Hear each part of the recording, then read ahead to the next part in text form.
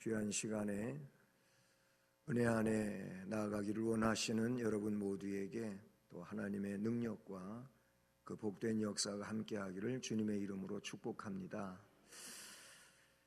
우리가 잘 알고 있는 로마서 12장 2절 말씀을 보면 너희는 이 세대를 본받지 말고 변화를 일으켜야 된다고. 그래서 하나님의 선하시고 온전한 또 기뻐하시는 뜻이 무엇인지 분별해야 된다, 이렇게 말씀하고 있어요. 그 말씀에서 중요한 것은 세대를 본받지 말아야 한다는 겁니다. 세대를 본받으면서 우리가 변화를 일으킬 수는 없습니다. 그러니까 1차적으로 세상 속에서 빼냄을 받고 이렇게 거룩하게 구별된 우리들은 그 속에서 세상을 본받지 말고 변화를 일으키는 이런 상황이 되어야 할 것을 말씀해 주고 있죠. 에베소서 1장 4절을 보면은 우리는 그리스도 예수 안에서 이제 하나님께서 불러주셨어요. 그리스도 안에서 너희들을 택하사 거룩하고 흠이 없게 하시려고 예정하셨다, 이런 말씀이 에베소서 1장 4절 이하에 기록되고 있습니다. 역시 그 말씀에서도 우리를 택하여 거룩하고 흠이 없게 하시려고, 그걸 보면 하나님의 선택된 백성들은 그 은혜 안에서 거룩하여지고 흠이 없게 되어지는 이런 심령들인 줄로 믿습니다. 데살로니가 전서 3장 13절 말씀에는 하나님 우리 아버지 앞에서 거룩함에 흠이 없게 하시기를 원하노라. 아멘. 거긴 그랬어요. 하나님 아버지 앞에서 거룩함에 흠이 없게 하시기를 원한다. 특별히 주님 다시 오는 그때에 그렇게 되어지기를 원한다고 말씀하고 있어요. 데살로니가전서 5장 23절에도 역시 그때에, 이 재림의 날에 주님 앞에 서는 그때에 거룩하게 되어지고 흠이 없게 되어지기를 원한다. 쭉 설명한 그 성경 구절들 몇 구절을 보게 되면은 전부 그 내용은 뭐냐면 하나님이 우리를 예정하시고 선택하시고 구별하시고 한 내용 아래서 하나님의 백성들은 거룩해야 된다, 흠이 없어야 된다. 특별히 하나님 앞에 서는 그때, 주님 앞에 서는 그때 이 날에 거룩함에 흠이 없어야 된다라고 말씀해 주고 있어요. 예수님이 우리를 위하여 십자가에 못 박히시고 그 보배로운 피를 흘리셨지 않습니까? 히브리서에 보면 그 보배로운 피에 의해서 우리는 속죄함을 받아 사죄의 은총을 받았다고 말씀해 주고 있지 않습니까? 제가 예배의 선으로 요한계시록 14장 1절 말씀과 또 그 이하의 말씀을 제가 읽었습니다. 그 말씀 역시 우리 주님의 거룩한 인맞은 자, 즉 14만 4천에 대한 말씀을 언급하면서 이 사람들은 여자로 더불어 더럽혀지지 않은 자들이다. 여기서 여자는 그냥 여인을 말하는 게 아니고 세상을 두고 하는 거예요. 세상으로부터 그 세속에 물들어 자신을 더럽히지 않고 말씀 안에서 구별되게 은혜 안에 사는 이런 사람들인데, 그 사람들이 거룩한 인맞은 자로서 하나님의 선택을 받고 또는 그런 복된 백성의 무리에 속하는 것을 말씀을 해주고 있죠. 그러니까 주님의 보혈은 그 죄인들을 정하게 만드는 것인데, 바로 그 보혈을 나의 죄 씻음으로 믿고, 즉 구세주로 믿고 그렇게 나아가는 자들에게 적용되어지는 내용인 줄로 믿습니다. 요한복음 13장의 말씀을 보면 예수님이 제자들의 발을 씻겨주시는 이 내용이 나오죠. 우리는 일명 이걸 세족식이라고 그렇게 부르지 않습니까? 근데 그 사도 베드로 앞에 와서 베드로의 발을 씻기고자 할 때 베드로는 예수님이 그렇게 하지 못하도록 만류하지요. 그랬더니 예수님 말씀하여 내가 너의 발을 씻기지 않으면 나하고 너는 상관이 없다, 이렇게 말씀을 하시니까 베드로가 그러면 저를 발뿐만 아니고 목욕을 좀 시켜주십시오, 온몸을 시켜주십시오, 그냥 작은 지체 한 번 발만 씻겨주지 말고 온몸을 씻겨달라고 그럽니다. 그랬더니 그때 주님이 그 요한복음 10장 10절에서 이미 목욕한 자는 온몸이 깨끗하지 않느냐, 그렇게 말씀하시면서 발만 씻으면 된다, 이렇게 말씀하고 하셨어요. 그리고 하신 말씀이 뭐냐면 온몸이 깨끗하지만 너희가 깨끗하나 다는 깨끗하지 않다 하면서 그 중에 가룟 유다를 두고 말씀하신 내용이 요한복음 13장 10절 말씀에 나옵니다. 거기도 보면은 깨끗함에 대하여 이야기하고 있는 것을 우리가 보게 되죠. 저는 오늘 이 앞부분의 말씀에서 쭉 몇 구절을 가지고 설명드린 내용은 흠없는 거, 거룩한 거, 구별된 거, 깨끗한 거, 이 부분을 얘기하고 있는 것입니다. 오늘 이 고린도전서 5장 마지막 부분인 11절로 13절 말씀에 보면 역시 이 말씀에서 거룩해야 할 것을 말씀하고 있죠. 그 중에 고린도 교회, 이 교회를 거룩하게 지켜야 된다고 하는 말씀을 나타내주고 있습니다. 교회는 곧 우리들이 교회이지 않습니까? 이렇게 모임 자체가 교회란 말이죠. 진정한 의미에서 하나님의 거룩한 부름을 받은 자들, 혹은 하나님의 불러냄을 받은 자들, 그들 빼냄을 받은 자들, 즉 세상으로부터 구별을 받은 자들, 이들이 곧 이 모임이 교회란 말입니다. 그런데 이 교회는 조직신학에서 말씀하고 있는 것처럼 그 교회는, 아직 세상에 있는 교회는 싸워야 하는 교회입니다. 전투적인 교회, 영적 싸움이 있는 교회라고 이렇게 말하고 있어요. 왜 그러냐면은 아직 완전한 것이 아니기 때문에 그래요. 세상 속에 있는 교회는 아직 완성되어진 게 아니거든요. 그래서 이 교회 안에는 진정한 부름을 받은 사람도 있고 그렇지 않은 사람들도 있어요. 효력 있는 부르심을 받은 자들도 있고 효력이 아직 없는 이런 부르심을 받은 자들도 있어요. 결국은 이제 종국적인 의미에서는 효력이 있는 부르심을 받은 자들만 하나님 나라 가는 거지요. 이제 조직신학에서 우리가 정의하고 있는 그런 내용들인데요. 그러니까 이 말의 의미는 뭐냐면 교회 안에는 다 구원받은 완전한 사람만 있는 게 아니라 그런 얘기예요.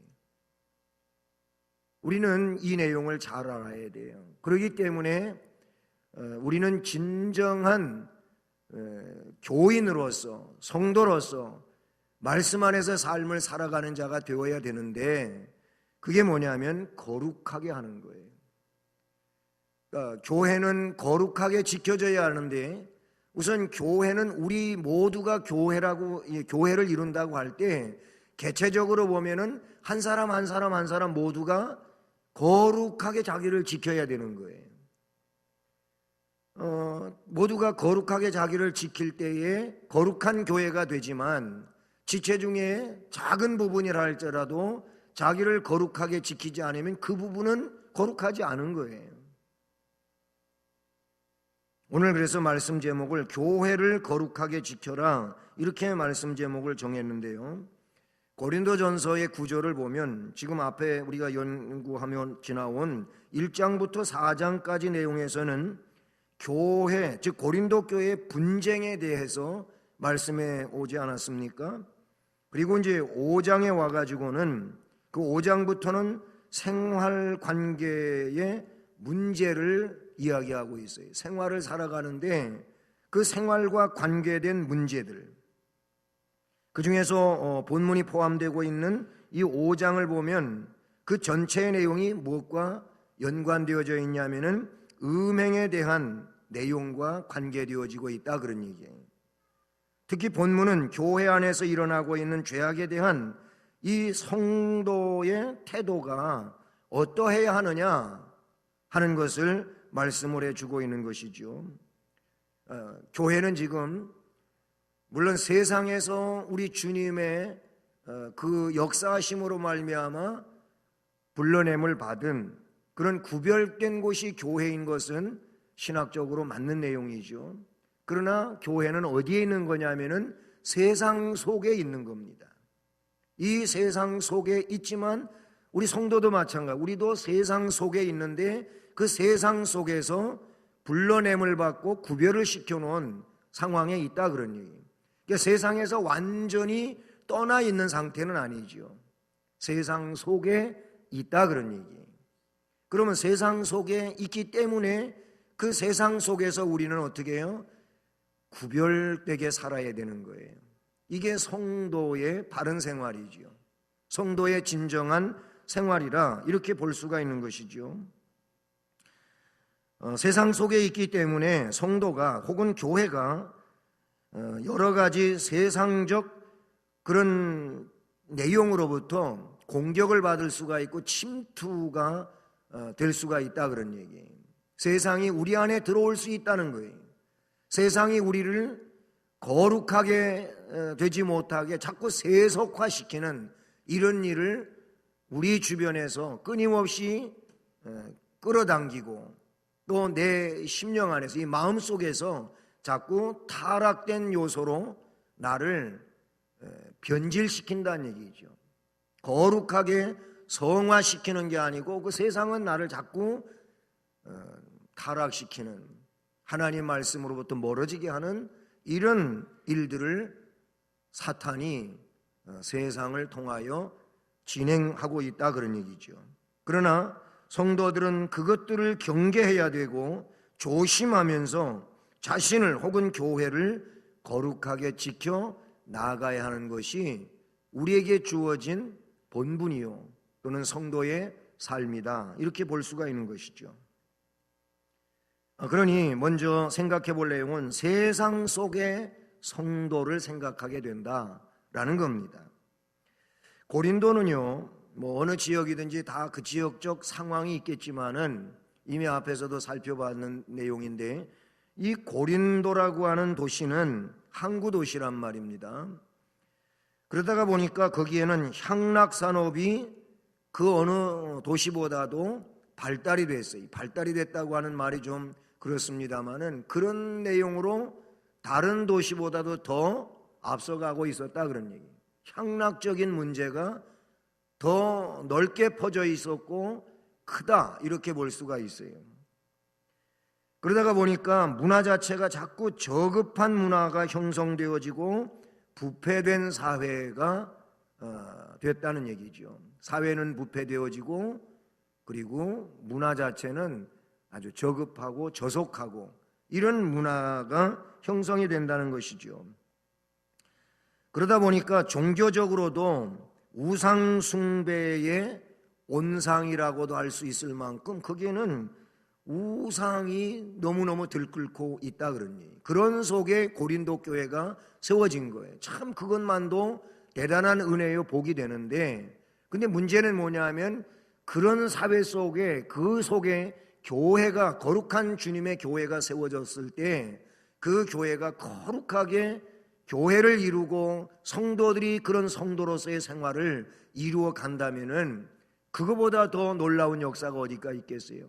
그러나 그만큼 많은 세속화되어 있는 문화 속에서 교회가 자리매김해 나가는 일은 그만큼의 힘들고 어려움이 있다 그런 얘기입니다. 여러분 그렇잖아요. 내 주변에 성도들만이 내 주변의 상황이 성도들로만 구성이 되어져 있다면은 그렇게 큰 어려움은 또 없어요. 그런데 내 주변에 성도들, 내가 가까이 하고 있는 사람들이 성도들보다는 그냥 세상 친구가 많다고 생각해 보십시오. 그러면 나는 이 세상 친구들로부터 끊임없이 공격을 당하는 거예요. 유혹을 받는 거예요. 그렇잖아요.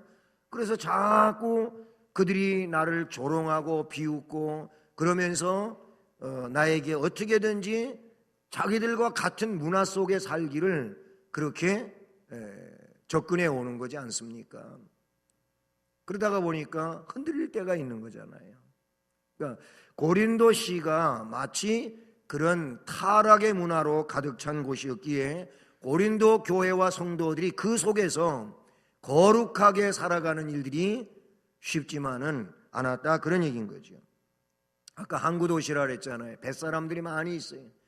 예, 마치 운하와 같은 곳이고, 그러다가 보니까 거기에는 이 항해자들, 뱃사람들이 많이 있어요. 고기 잡는 사람들 많고, 여러분 바닷가에 가게 되면 우상이 다른 데보다 더 강합니다.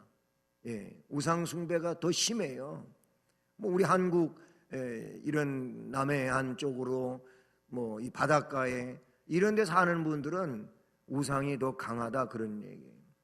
그래서 뭐 나가서 물고기를 잡아오고 할 때 우선 바다에 나가기 전에 만선을 기대하면서 그들이 하는 일은 뭐냐면 뭐 하겠어요?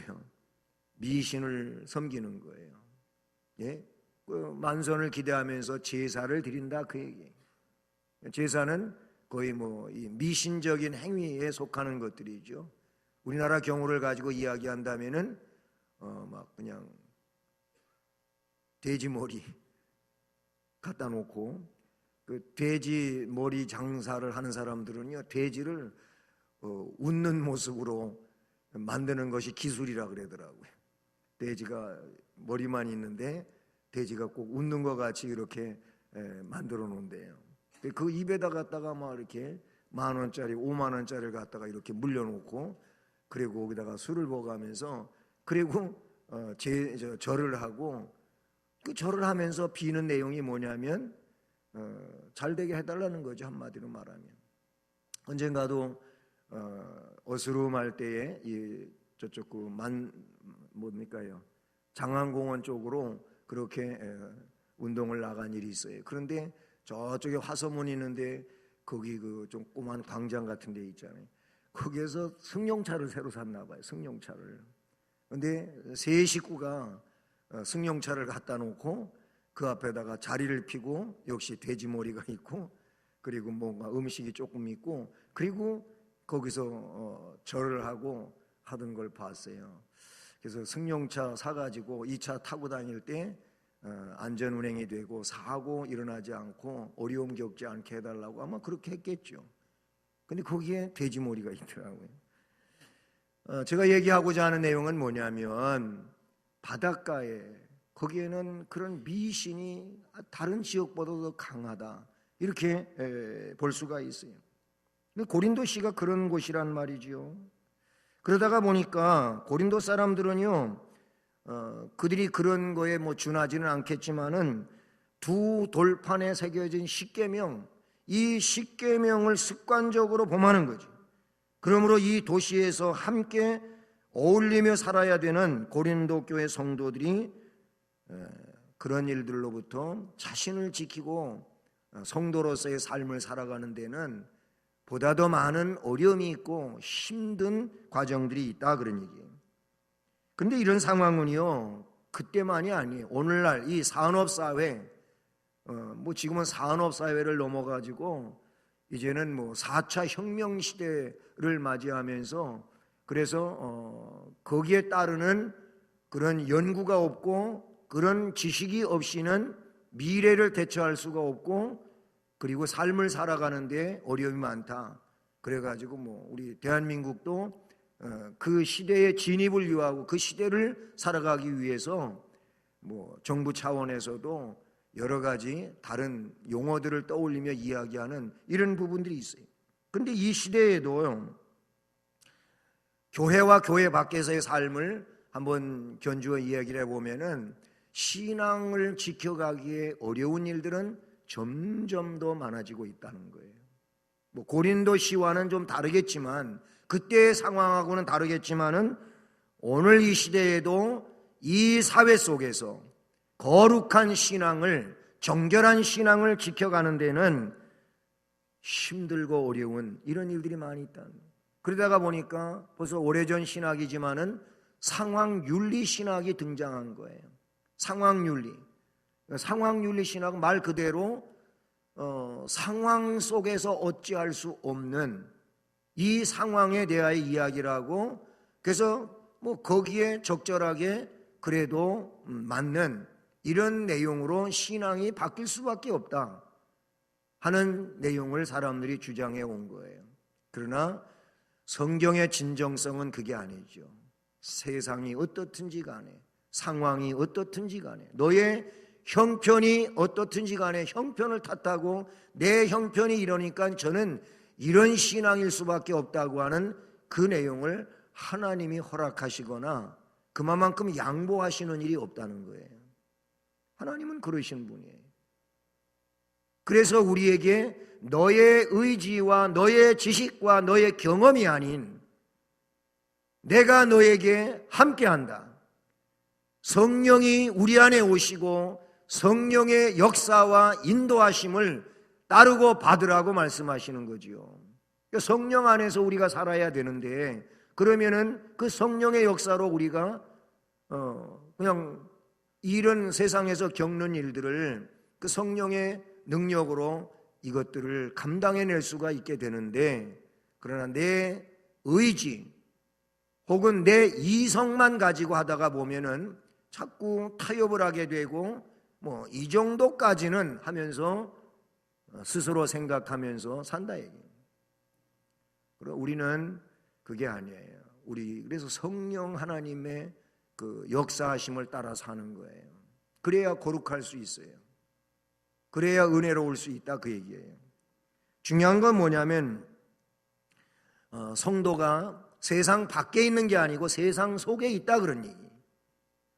그러나 뒤에서도 말씀드리겠지만은 구별이 돼야 되는, 구별이 돼야 되는.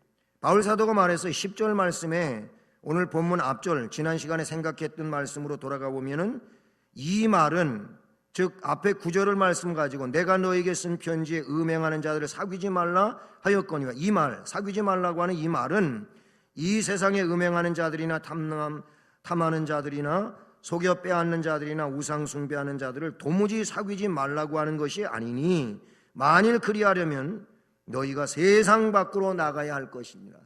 그렇게 할 수는 없잖아요. 그 세상 속에 있는 상황이라 그런 얘기죠. 이렇게 말해요.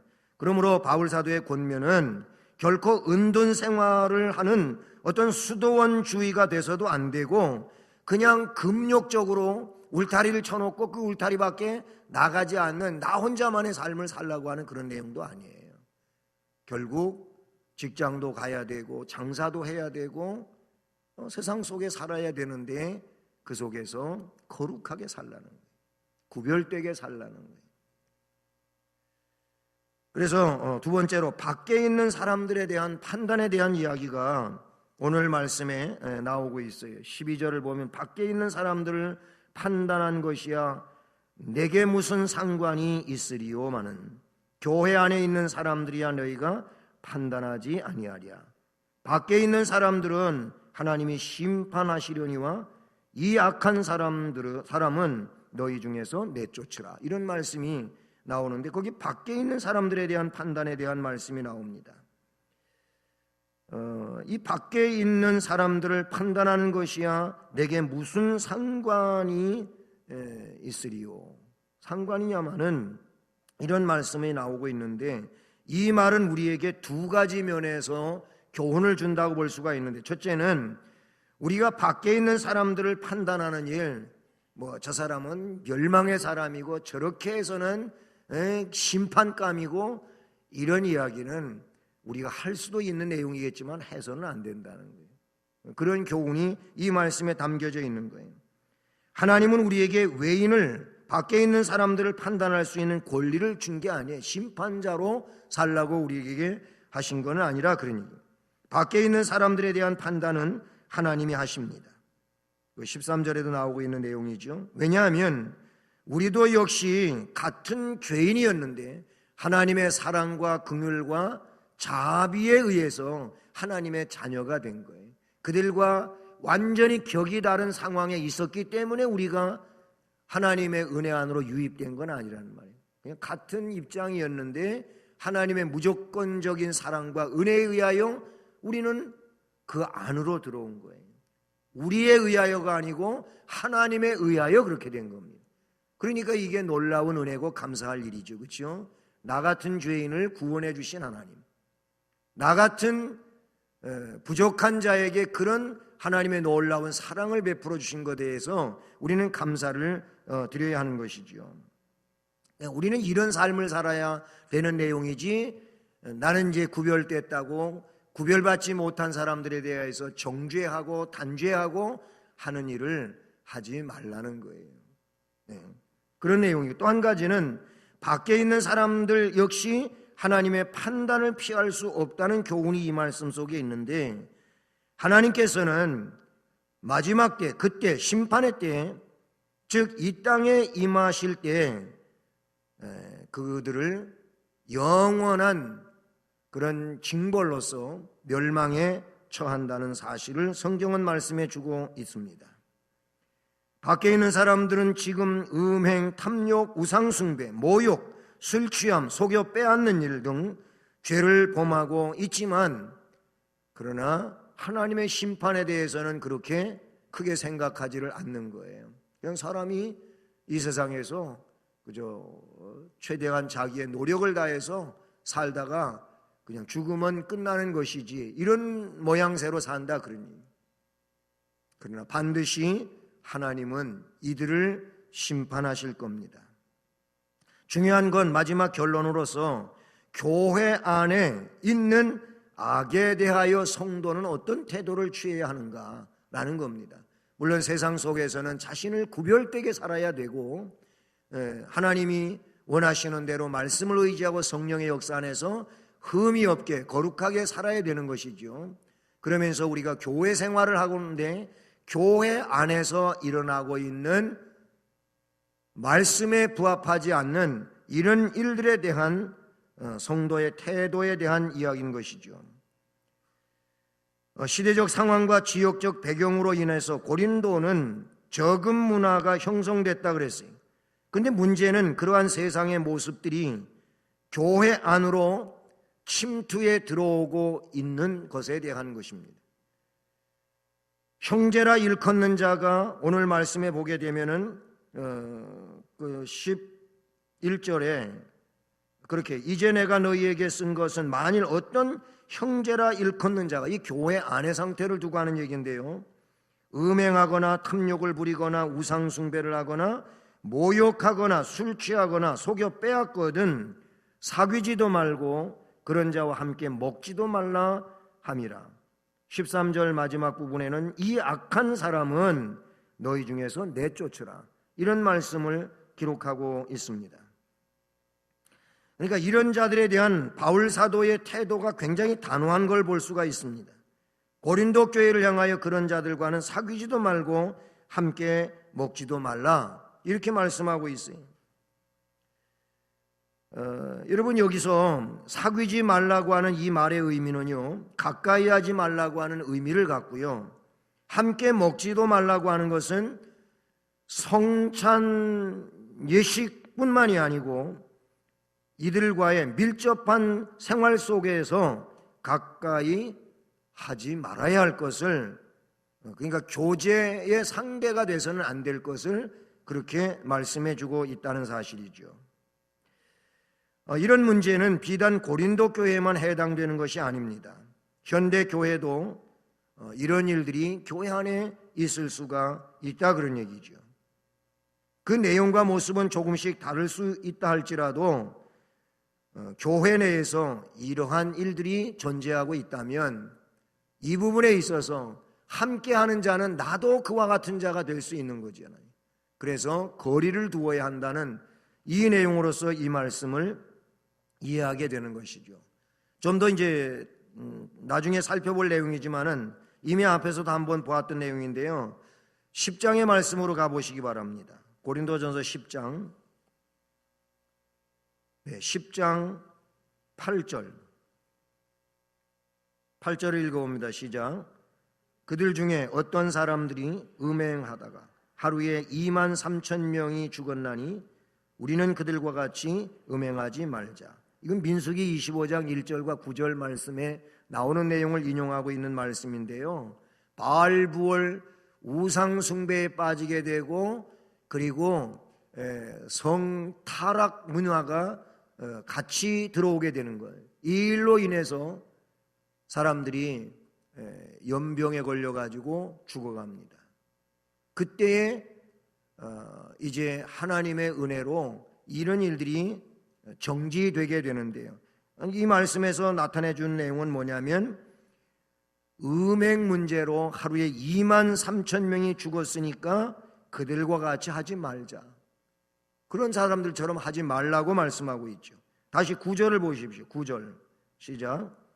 그들 가운데 어떤 사람들이 주를 시험하다가 뱀에게 멸망하였나니 우리는 그들과 같이 시험하지 말자. 역시 여기도 보면 성도로서 온당치 않은 생활을 지금 말하고 있는데, 그런 것 때문에 멸망시키는 자에게 멸망을 당했다는 거예요. 그 다음에 또 10절 말씀 봅니다. 10절 시작. 그들 가운데 어떤 사람들이 원망하다가 멸망시키는 자에게 멸망하였나니 너희는 그들과 같이 원망하지 말라. 아멘. 여기 역시 원망하다가 멸망시키는 자에게 멸망을 당했다고 말씀하고 있습니다. 그러니까 이런 내용을 우리에게 뭐라고 이야기하고 있냐면은, 이런 그들에게 일어났던 이런 일들은 본보기라는 거예요. 본보기 모델이란 말이죠. 뿐만 아니라 말세를 만난 우리를 깨우치기 위하여 기록됐어요. 그 내용을 앞에 6절 말씀에서는 이런 일은 우리의 본보기가 되어 우리로 하여금 그들이 악을 즐겨한 것 같이 하는 자가 되지 않게 하려 함이라 라고 말씀하고 있어요. 그렇게 하지 않게 하려고 이미 있었던 이런 일들을 본보기로 제시하고, 그렇게 살지 않도록 우리에게 제시하고 있는 내용이라는 것이죠. 이거는 그때 사람들이나 라고 그렇게 우리가 취급해서는 안 된다는 얘기예요. 성경에 기록되고 있는 내용들은 전부 어느 시대를 막론하고 그 시대에 살아가고 있는 이들에게 거울이 되게 하려고, 그들에게 본을 보인 내용이라 이렇게 말씀하고 있다는 사실이죠. 그래서 성도는 이미 앞에 말씀드린 것처럼 구별되어야 돼요. 거룩하게 살아야 돼요. 세상 속에 있지만 그 속에서 하나님의 말씀을 따라서 성령의 역사하심으로 살아가야 되는 내용이죠. 그리고 우리 교회 안에서도 우리는 거룩을 유지시켜야 돼요. 우리 자신을 거룩하게 지켜야 되고 교회를 그렇게 지켜야 돼요. 그렇게 하기 위하여 이제 권면도 있는 것이고 경계도 일어나는 것이고, 그리고 심하면 권징을 시행하는 일도 있게 된다, 그런 얘기예요. 요즘 현대의 문제가 뭐냐, 권징이 교회에서 시행되어지면 그 권징에 따라 가지고 이것이 벌이 이제 거둬들여 해벌이 될 때까지는 그는 어디에 가나 그 딱지가 붙어 있는 게 맞는 거잖아요. 근데 이 교회에서 권징이 시행되면 교회를 떠나버리, 그럼 다른 교회 가면 그 교회는 어서 오십시오, 이렇게 되는데 문제가 있는 거예요. 그러니까 교회와 교회에 이 권징이 살아있지를 않고, 다시 말하면 그가 고칠 기회가 없는 거예요. 그를 그렇게 권징을 시행하는 이유는 너의 잘못을 고쳐서 하나님 앞에 바르게 삶으로 구원의 문제가 없게 하라는 거예요. 그렇지 않으면은 돌이킬 기회가 없잖아요. 이거는 굉장히 중요한 교회 원리인데, 그런데 현대 교회와 교회들이 그렇게 하지를 않고 있는 데서 성경의 내용이 왜곡되어지고 있다는 거예요. 그건 사람들이 그렇게 하고 있는 거예요.